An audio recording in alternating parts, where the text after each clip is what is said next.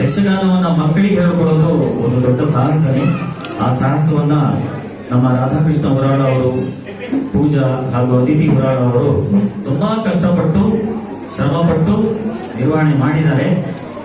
ಆ ಒಂದು ಮಟ್ಟದಲ್ಲಿ ಮಕ್ಕಳು ಈ ಯಕ್ಷಗಾನವನ್ನ ಇಲ್ಲಿ ಅಭಿನಯಿಸಿ ತೋರಿಸ್ತಿದ್ದಾರೆ.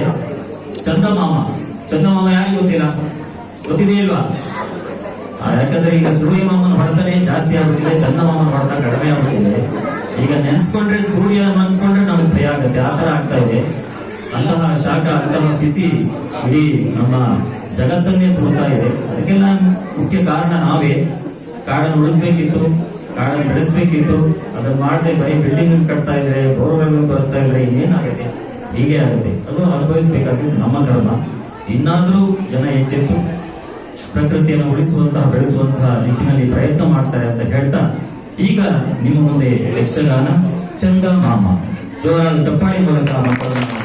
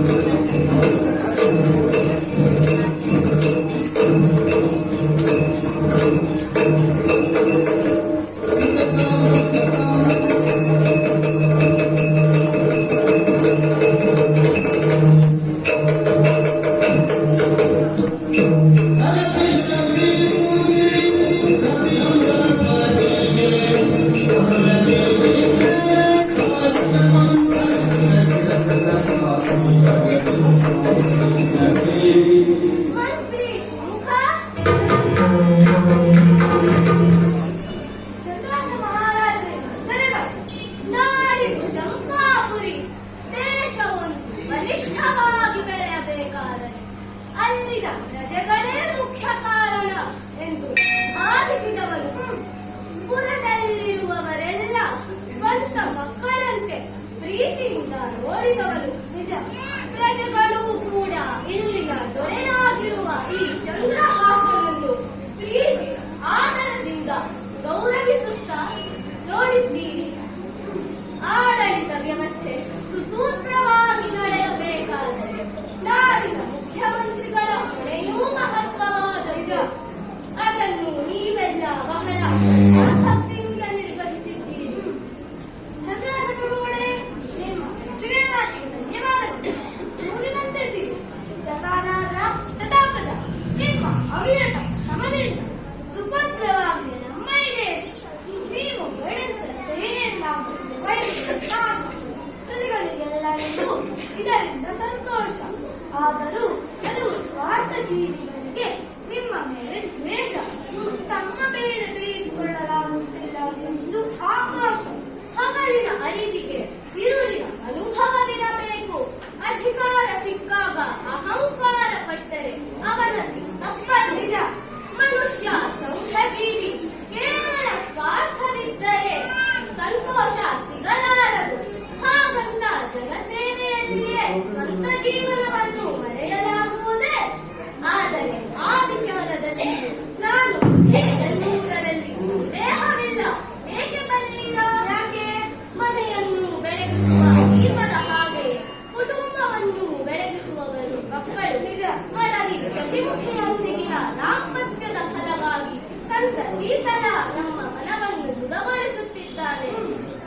ಕಾರ್ಯ ಒತ್ತಡ ಎಷ್ಟೇ ಇದ್ದರೂ ಮಕ್ಕಳ ಲಾಲನೆ ಪಾಲನೆ ಕಡೆ ಗಮನ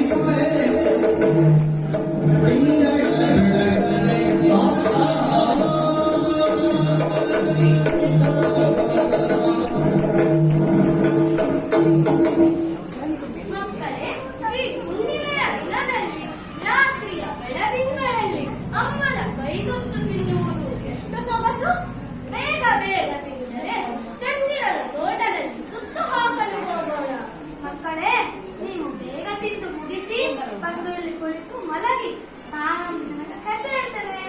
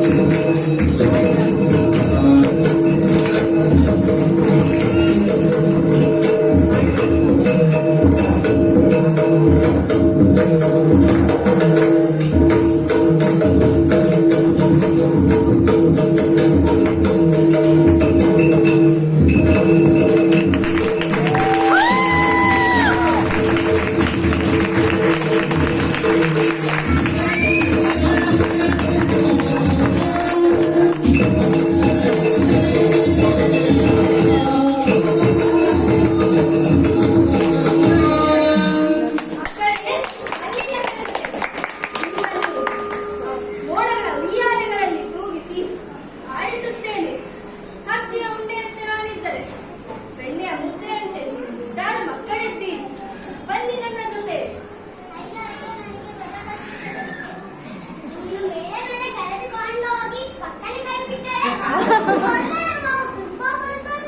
ಭಯವೇಕೆ ಮಕ್ಕಳೇ? ಅಮ್ಮನ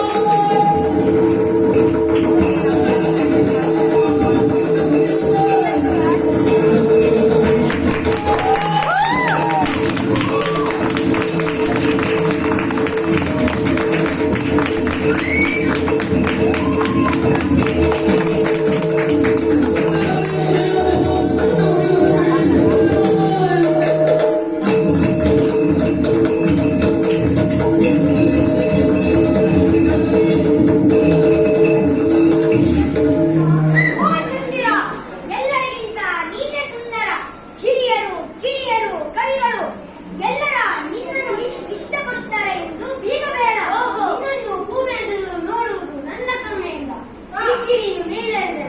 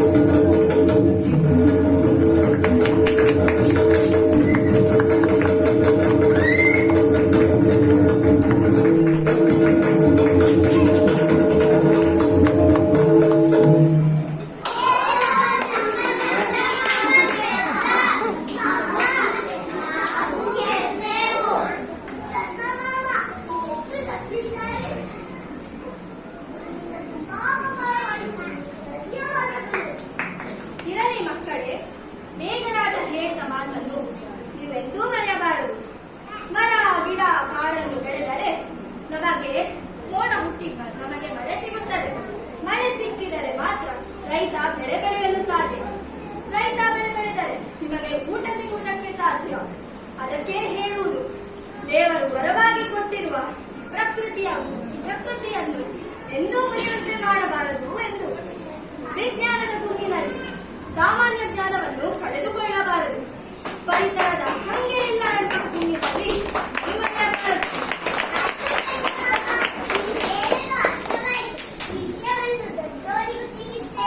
ನಾವು ಪಾಲಿಸ್ತೇವೆ. ಹಾ, ನೀನೆಷ್ಟು ತಪ್ಪೋ ಈ ಮಾತು ಅಷ್ಟೇ ತಪ್ಪು. ಈ ನಮ್ಮನ್ನು ಸೂರ್ಯನಂತೆ ಸುಡುವುದಿಲ್ಲ. ನಮ್ಮ ಮೈ ಬಣ್ಣವು ಸರಿಯಾಗಿ ಮಾಡುವುದಿಲ್ಲ. ಏನೋ ಇಷ್ಟ. ಮಕ್ಕಳೇ, ಹಾಗೆಲ್ಲ ಹೇಳಬಾರದು. ಸೂರ್ಯನಿದ್ದರೆ ಮಾತ್ರ ನಾವು ಪ್ರಕಾಶಿಸಬಹುದು. ಹಾಗೆಯೇ ಈ ಭೂಲೋಕದಲ್ಲಿ ಎಲ್ಲರೂ ಒಬ್ಬರಿಗೊಬ್ಬರು ಹೊಂದಿಕೊಂಡು ನಡೆಯಬೇಕು.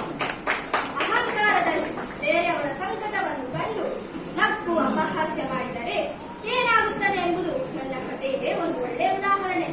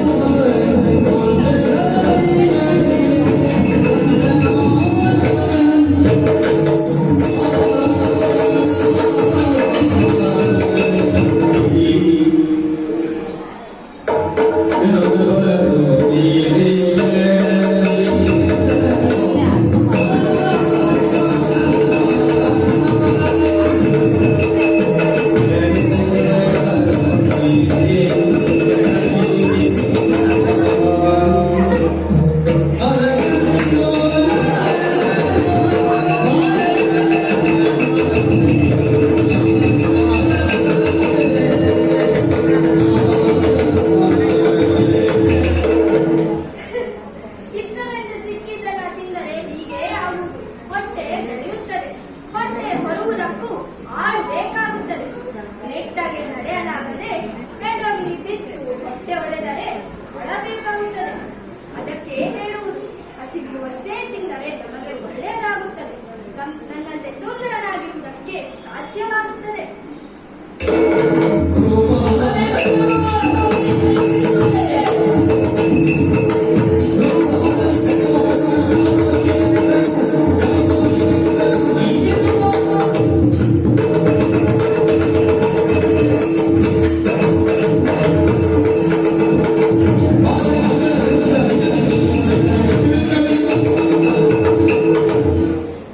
ಜಲವಾಚಂದಿರ ಅಂಕೆ ಮೀರುತ್ತಿದೆ ನಿನ್ನ ನಡೆ. ರೂಪವರ್ಧನ ಪವಿತ್ರನಿಂದ ಮಂಕನತೆ ಮಾತನಾಡುತ್ತಿರುವೆ. ರೂಪ, ಯಶಸ್ಸು, ಅಂತಸ್ತು, ಐಶ್ವರ್ಯ ಇವ್ಯಾವುದೂ ಶಾಶ್ವತವಲ್ಲ. ಇವೆಲ್ಲವೂ ಉಳಿಯಬೇಕಾದರೆ ಕಲ, ವಿನಯ, ವಿವೇಕ, ವಿಧೇಯತೆ ಬೇಕು. ಭೇದ ಭಾವವಿಲ್ಲದೆ ಇನ್ನೊಬ್ಬರನ್ನು ಗೌರವಿಸುವ ಸ್ವಭಾವ ಬೆಳೆಸಿಕೊಳ್ಳಬೇಕಾಗುತ್ತದೆ. ಅಹಂಕಾರದ ವರ್ತನೆಯ ಪಾಠ ನಿನ್ನಿಂದಲೇ ಜಗತ್ತಿಗೆ ಆಗಲಿ. ಅಹಂಕಾರದಿಂದ ಬೀಗುತ್ತಿರುವ ನಿನ್ನ ದೇಹ ಕಾಂತಿ ಕ್ಷೀಣಿಸುತ್ತಾ ಹೋಗಲಿ. ಸೌಂದರ್ಯ ಕಳ್ಕೊಂಡು ನಿನ್ನನ್ನು ನೋಡುವವರಿಲ್ಲವಾಗಲಿ. ಇದು ಈ ಗಣೇಶನ ಶಾಪ. ಅಯ್ಯೋ ಕೆಟ್ಟೆ ಕೆಟ್ಟೆ ಮತಿಗೆಟ್ಟು ನಡೆದೆ.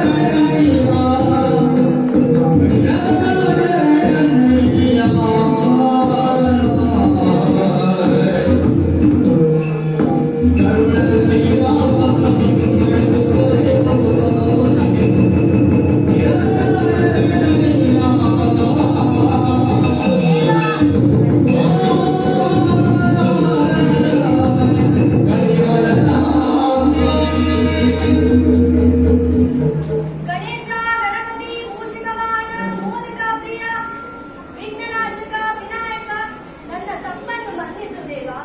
ನಾನು ದುಡುಕಿ ಮಾಡಿದ ಅಪರಾಧಕ್ಕೆ ನೀನು ದುಡುಕಿ ನನಗೆ ಶಿಕ್ಷೆ ಕೊಡುವೆಯ ದೇವ. ಎಲ್ಲರ ಬದುಕಿನ ವಿಘ್ನನಾಶಕನಾದ ನೀನು ನನ್ನ ಬದುಕಿನಲ್ಲಿ ವಿಘ್ನವನ್ನು ತಂದು ನನ್ನನ್ನೇ ಭಗ್ನ ಮಾಡುವೆಯ ದೇವ.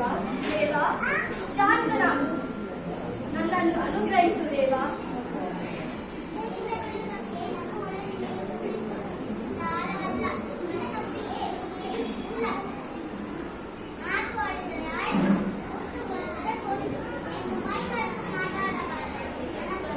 ಇದು ಅರಿಯದೆ ಮಾಡಿದ ತಪ್ಪು.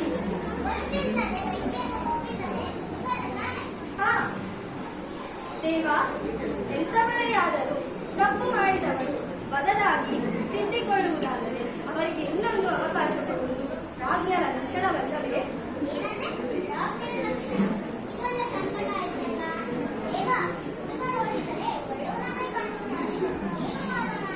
ಶಿಕ್ಷಾ ಭಯವಿಲ್ಲದಿದ್ದರೆ ಎಲ್ಲರೂ ತಪ್ಪು ಮಾಡುವುದನ್ನು ಮಾಡಿ ಬರೀ ಹೆಸರಿಗೆ ಕ್ಷಮೆ ಕೇಳುವ ನಾಟಕವಾಡುತ್ತಾರೆ.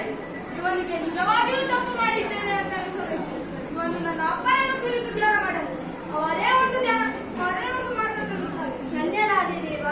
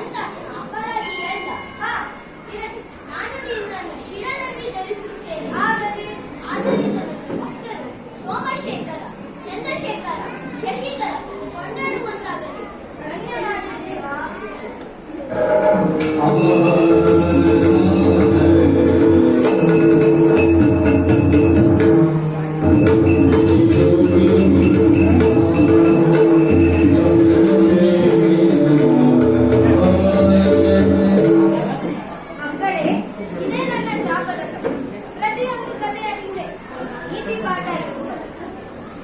ಕಥೆಯನ್ನು ಹೇಳುವುದು ಅಥವಾ ಕೇಳುವುದು ಕೇವಲ ರಂಜನೆಗೆ ಮಾತ್ರವಲ್ಲ, ಅದರ ನೀತಿ ಪಾಠವನ್ನು ಅರಿತು ನಾವು ಮುಂದೆ ನಡೆಯಬೇಕು. ಮಕ್ಕಳೇ, ನಾನು ಇನ್ನೊಂದು ಕಥೆ ಹೇಳುತ್ತೇನೆ. ಬನ್ನಿ.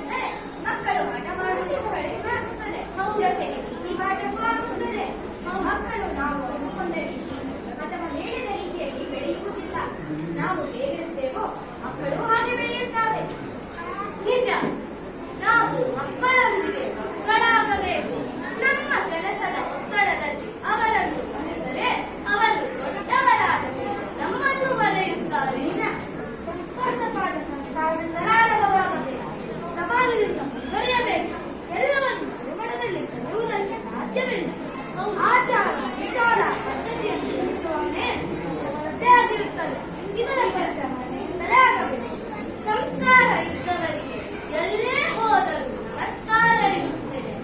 ದೇಶದ ಒಳಗೆ ಸುಭದ್ರತೆಗೆ ನಾಡಿನಲ್ಲಿ ಇನ್ನು ಮುಂದೆ ಜಾತಿಯ ಬೇರೆ ಇರಬಾರದು. ಉಚಿತವಾದ ಶಿಕ್ಷಣ ಹಾಗೂ ಆರೋಗ್ಯದ ವ್ಯವಸ್ಥೆ ಇರಬೇಕು. ಪ್ರತಿಭಾವಂತರಿಗೆ ಸೂಕ್ತ ಉದ್ಯೋಗ ಸಿಗಬೇಕು. ಎಲ್ಲರೂ ಆತ್ಮಾಭಿಮಾನದಿಂದ ಬದುಕಬೇಕು. ನಾಡಿಗೆ ಮಂಗಳವಾಗಲಿ. ಮಂಗಲಂ ಜಯ ಮಂಗಲಂ ಮಂಗಲಂ ಜಯ ಮಂಗಲಂ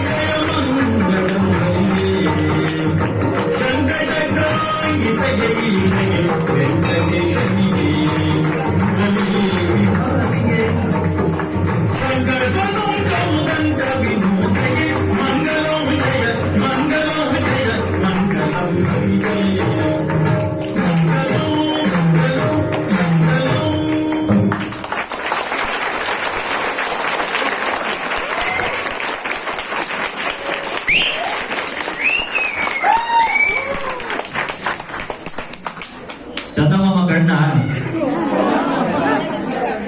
ಯಾಕಂದ್ರೆ ಬರೀ ಸೂರ್ಯನೇ ಕಾಣ್ತಾ ಇದ್ದಾನೆ. ಚಂದಮಾಮನ್ ತೋರ್ಸೋಣ ಪಾಪ, ನೀವು ಎಷ್ಟು ದಿವಸ ಆಯ್ತು ಚಂದಮಾಮನ್ ನೋಡಿದೆ ಅಂತ ಚಂದಮಾಮನ್ ತೋರಿಸಿದೀವಿ ನಾವು ಯಕ್ಷಗಾನ.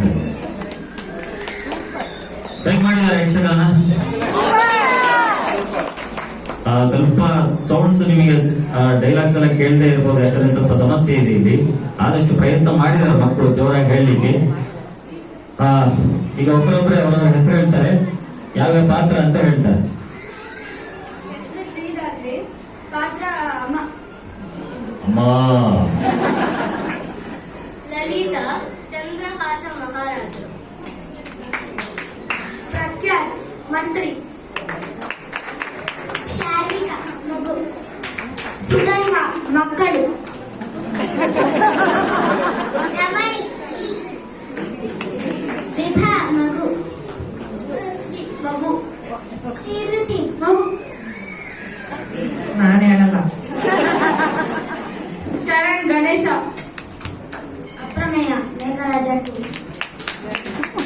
ಶ್ರೀ ಶಿವ ಪ್ರಜ್ಞಾ ಚಂದ್ರ